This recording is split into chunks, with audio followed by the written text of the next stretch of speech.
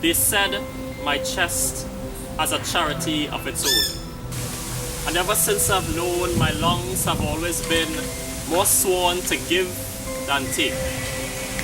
So sometimes I would kiss the wind, creating an imprint that you might come to discern as words. And if tapping the air with lips apart from yours is Morse code, well, I'm in distress. They said the flip side of love is not hate, but indifference. And that difference would not be measured in length, but in breath. So distance would always be your breath to my breath, your chest to my chest. And if living and growing and loving you is like this, then I'm in trouble. They said we were too many breaths apart to survive, that I was a corpse in your arms as you in mine, that we were just skeletons doing time in this asylum, that my silence was only a curse to be broken by the miracle of loving you. They said that bread is not the sole food mankind would live with. If I give the wind of my chest as a gift, would you hold it? I don't want your hand in marriage. I'd rather your lips on my lips. Your lungs can hold more of me than hugs will ever be warm enough to comfort. I don't want to hold your heart.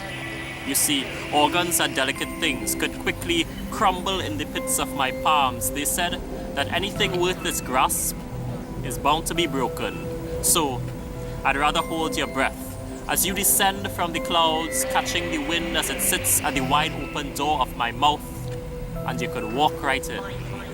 So you could stride past the red carpet of my tongue, sleep on the king-sized bed of my gums, and when you head south, I'll build you a throne, crafted from every bone inside my chest. I hope you rest in peace, not deceased, but the kind of certainty and faith and mustard seeds, and let you grow inside it. Explode the weight of 1,000 suns, and if my lungs could hold 1,000 tons of gas, then you must be helium. Because you're lifting my spirit, ushering me beyond the earthly things, so I'd always be looking up to where my soul is. I could feel it hovering, loving and hugging you as I defy gravity, levitate as I meditate on your beauty. So when I count my blessings, I count the number of breaths, I count the seconds, I live it by the wind in my chest. I count the storms I've weathered, raging ongoing wars that would never cease. But every cloud has a silver lining, or at least a sun behind it, or in my case, you.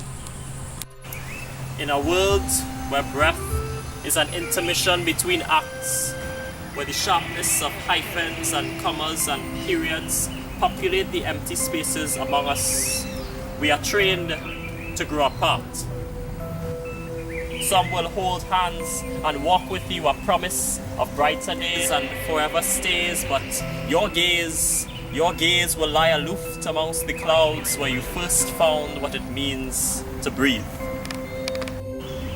As a token, I could give you my feet or my fingers, my brown eyes, my chin, my hairstyle, even what's left of my melanin. But if holding you in my arms is not enough, and the stars of my eyes won't align with yours, or the soles of my feet are too weary to let me walk a mile in your shoes, well, do not despair. Because mouth to mouth is our life and death, and return as one breath of fresh, airtight between lips. I promise to fit wherever you want me to. They said my chest has a charity, and sometimes I feel like it is easier to gasp for you than to speak.